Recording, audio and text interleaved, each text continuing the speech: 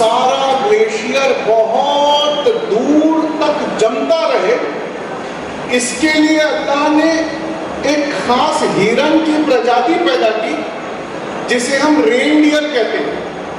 इन reindeer का या पहाड़ों में मिलने वाले हिरन का ये काम है, घूम घूम कर घास को चरना, उसे साफ करना ताकि वहां ग्लेशियर जम सके। तो ये बिल्कुल हमारी तरह आलसी हो जो ये रेनडियर है, हिरन है, बिल्कुल हमारी तरह। कैसे? आपने देखा होगा अक्सर जब आप शादियों में जाते हैं, पेट भर खाना खाने के बाद आप एक सोफा पकड़ के बैठ जाते हैं और आपके परिवार वाले सेल्फी वेल्फी लेते रहते हैं। ठीक उसी तरह रेनडियर एक जगह की घास चर के इतने मुतमईन रहते हैं कि अब वो किसी और जगह की घास नहीं चरना चाहते, लेकिन इन्हें चरवाना जरूरी है।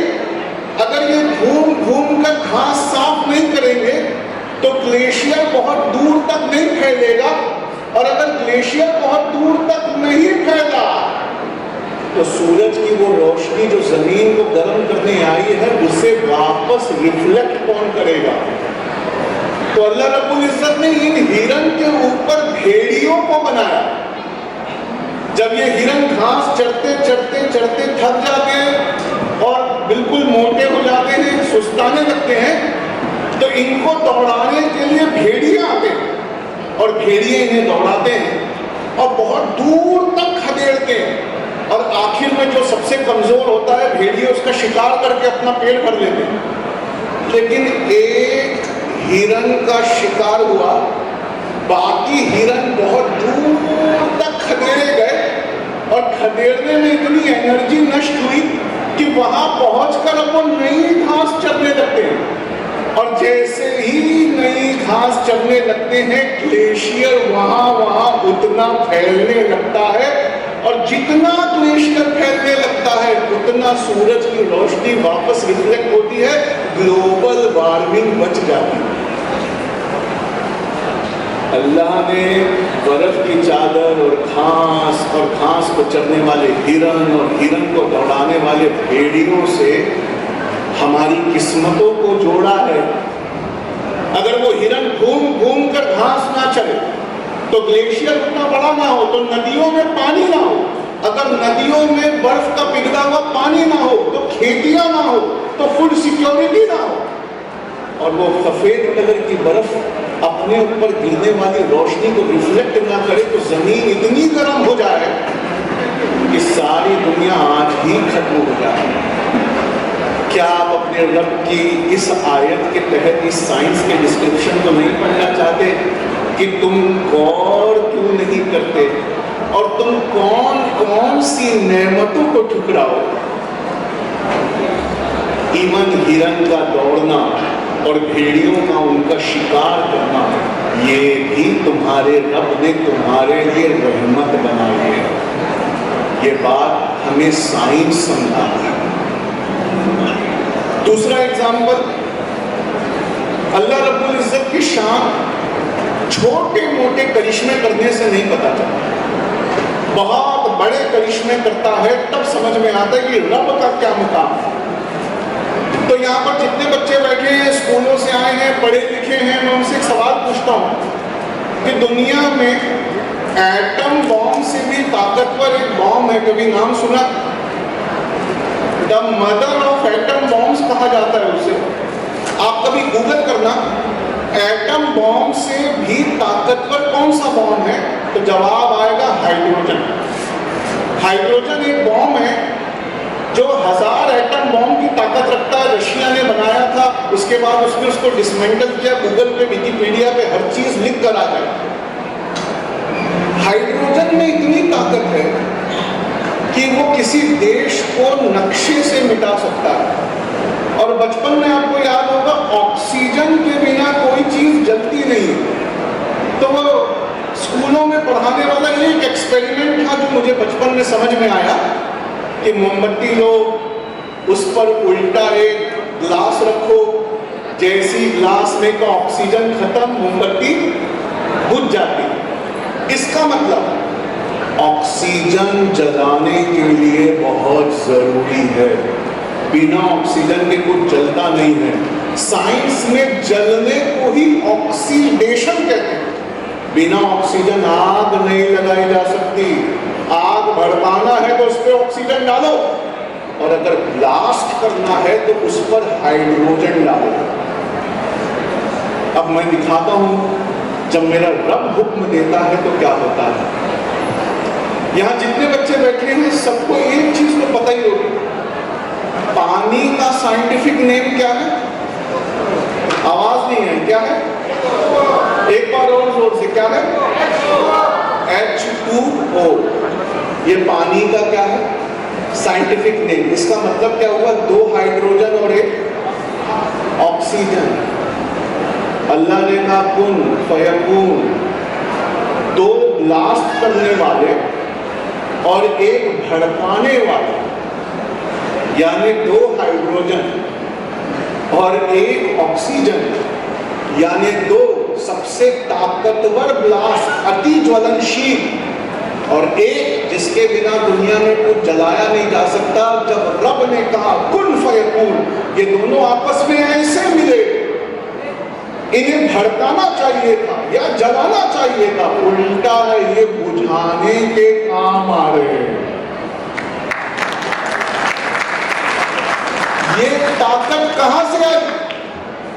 ये ताकत अल्लाह के हुक्म में थी, जिसने 2 जलाने वालों को, हम आपको याद है जब हम कॉलेज में थे तो 2 झगड़ा करवाने वाले और 1 मिर्ची लगाने वाला कहीं से आता तो हमारा ग्रुप तितर हो जाता, अरे भागो, नहीं दियो ये लोग झगड़ा करवा देंगे। ठीक उसी तरह 2 हाइड्रोजन और 1 ऑक्सीजन। आप कभी किसी से बोल कर देखना, वहां आग लगी थी तो पूछा, फिर मैं गया वहां पर, फिर क्या किया? मैंने उस पर ऑक्सीजन डाला और हाइड्रोजन भी डाला, अरे वो तो भड़क गई होगी। नहीं यार, उल्टा हुआ, बुझ गई। कैसे बुझ गई? पॉसिबल ही नहीं है। लेकिन पॉसिबल तब है जब आपका रब उसे वो हुक्म देता है, वो कुन कहता है, तो जलाने और भड़काने वाले मिलकर बुझाने का काम करते हैं। हमने कभी साइंस को इस तरह पढ़ने की कोशिश की ही नहीं। हमारे मदरसे में हमारे आलिमों ने एक हमारा ईमान बचाने के लिए कदम उठाया, उससे हमारा ईमान बच गया, लेकिन उस डिसीजन में विजन नहीं था। मैं बहुत गहरी बात आपसे कहना चाहता हूं, ध्यान से सुनिए। एक होता है डिसीजन, एक होता है डिसीजन विथ अ विजन। जब मैकवाले साइंस लेकर आए, इंग्लिश लैंग्वेज लेकर आए, तो बिल्कुल जैसे ईमान बचाने के लिए लोग जाकर गांव में छुप गए थे, हम अपना ईमान बचाने के लिए मदरसों की तरफ गए। गांवों में हमने मदरसे खोले और उसका अल्हम्दुलिल्लाह एक बहुत बड़ा एडवांटेज हुआ, हम सब का ईमान बच गया। कुरान बच गई, उसका मतन बच गया, हदीस बच गई, अकीदे बच गए। लेकिन साइंस तो साइंस है। जितना मदरसों ने साइंस से मुंह मोड़ा, उतना ये कौम साइंस में पिछड़ती चली। क्या अच्छा होता कि हमारे लीडर, हमारे साइंटिस्ट साइंस की किताब को ऐसा पढ़ाते जैसा अंदालूस की यूनिवर्सिटी में स्पेन में पढ़ाया जाता था। वहां पढ़ाने के वक्त साइंस के एक्सपेरिमेंटों में अल्लाह रब्बुल इज्जत की शान बताई जाती थी। बहरहाल उन्होंने अपना हक अदा किया, हमारे आलिमों ने हमारा अकीदा, हमारा रिलीजन बचा लिया। लेकिन अब बारी हम लोगों की है। हमें भी अब साइंस और एजुकेशन ऐसी पढ़नी होगी कि आने वाले ज़माने में हमारे बच्चे भी सींच कर निकलेंगे। एक डॉक्यूमेंट्री में ये दिखाया गया कि जंगल में बेतहाशा आग लगी और उस आग में उस जंगल के सारे बड़े बड़े ऊंचे ऊंचे पेड़ जल गए, बहुत जोर से आग लगी। जब मैंने वो डॉक्यूमेंट्री देख रहा था तो बहुत मायूस हो गया। मुझे लग रहा था वो जंगल नहीं है, पिछले 10 साल से हमारी कौम का हाल, सारे लीडर जल गए, सारी क़यादत खत्म हो गई, सारे जंगल में आग लग गई और उस जंगल में आग की वजह से जमीन तड़प गई और जमीन उस आंच की वजह से जब फटी है, उसके बाद एक बवंडर आया। उस बवंडर ने जले हुए पेड़ों की राख को बहुत दूर तक बिखर दिया। मैं ये चुपचाप देखता रहा और मायूस होता रहा। तब तक उस डॉक्यूमेंट्री में से एक आवाज आई और उस आवाज ने पता है क्या कहा? उसने कहा कि जंगलों के लिए ये सबसे अच्छी बात है कि उसके पेड़ों में आग लग जाए। हाँ यार, बात समझ में नहीं है। जंगलों में आग लगना ये उस जंगल के लिए सबसे अच्छी बात कैसे? तो उस डॉक्यूमेंट्री का कहना था, जो साइंस बेस्ड थी, कि ऊंचे ऊंचे पेड़, 200 साल पुराने पेड़, अब वो उतना ऑक्सीजन भी नहीं बनाते, लेकिन अपनी ऊंचाई की वजह से वो सूरज की रोशनी नन्हे पौधों पर पड़ने नहीं देते। इस वजह से वो नन्हे पौधे नहीं पनपते। जैसे ही इन जंगलों के ऊंचे ऊंचे पेड़ों में आग लगती है, पहली बार सूरज की रोशनी में वो नन्हे नन्हे पौधे नहाते हैं, जो जमीन के तड़पने से उस तड़प के बीच में खिलते हैं। अब ये पौधे वो पेड़ बनेंगे जो इस जंगल को अगले 200 साल क़यादत देंगे। आप नहीं समझे? जंगलों के बड़े पेड़ों में आग लगना छोटे पौधों के लिए बहुत बहुत जरूरी है। आपकी क़यादत चल गई, आपके लीडर सारे खत्म हो गए, पूरी की पूरी कम्युनिटी लीडरलेस नजर आती है और जो लीडर के नाम पर इक्का दुक्का है वो मुफाद परस नजर आते हैं। लेकिन पहली बार उन लीडरों के हटने से सूरज की, इल्म की, एजुकेशन की रोशनी इन नन्हे पौधों पर पड़ रही है और ये नन्हे पौधे ये ढूंढने इस शादी घर में जमा हुए हैं कि अगले 200 साल इस जंगल, इस कौम को हम कैसी क़यादत प्रोवाइड करें। इसलिए जमीन के तड़कने में नन्हे अंकुर फूटे हैं, जो ये अंकुर हमारे सामने हैं। लेकिन यहाँ एक बहुत सोचने का मुकाम है और मैं आपकी तवज्जो चाहता हूँ। अगर हमसे वो गलती हो गई जो इजराइल से हुई, तो हम किस तरह के नन्हे पौधों को बड़ा करेंगे? इजराइल ने क्या किया? सिर्फ साइंस, सिर्फ टेक्नोलॉजी, उसकी एजुकेशन अपने लोगों को दी। उन लोगों ने पलट कर इंसानियत को खत्म करने वाले ही हथियार बनाए।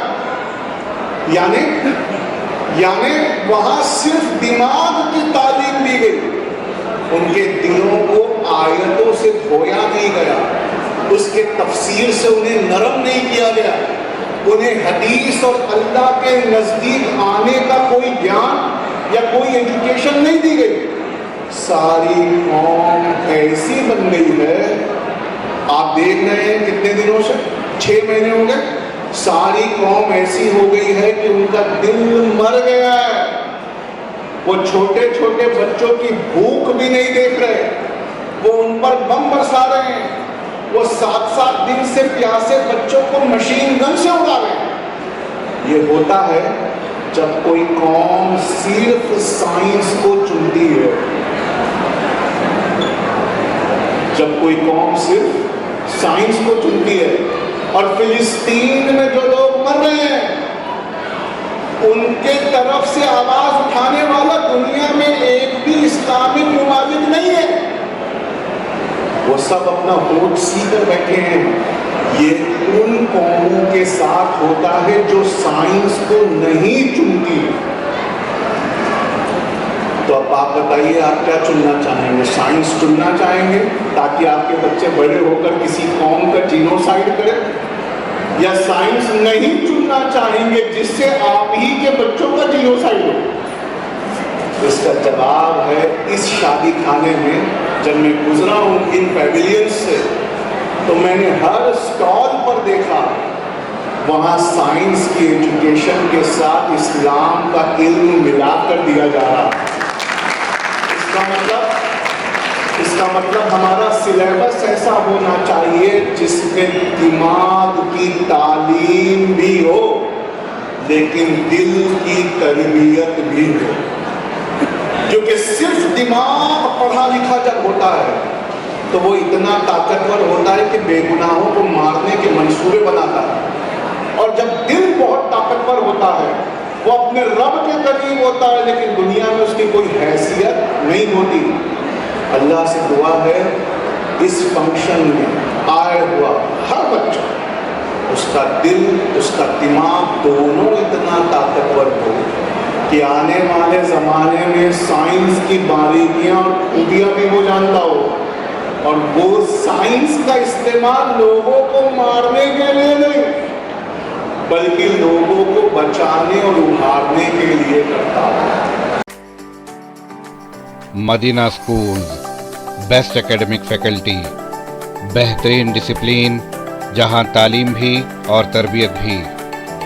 43 साल से लगातार 100% फर्स्ट क्लास और डिस्टिंक्शन रिजल्ट्स का बेमिसाल रिकॉर्ड। खेल कूद में भी गैर मामूली कारनामा। वक्त की रफ्तार और तकाज़ों से हमाहंग साइंस, कंप्यूटर और रोबोटिक्स लैब्स, और वो भी अफोर्डेबल फ़ी स्ट्रक्चर में। एडमिशन्स के लिए कांटेक्ट कीजिए 910004 41445 या 63041 48143 पर। Himayat Nagar for boys and girls, Nampally for girls and boys up to 5th standard. Madina school, Himayat Nagar और नामपल्ली, हैदराबाद।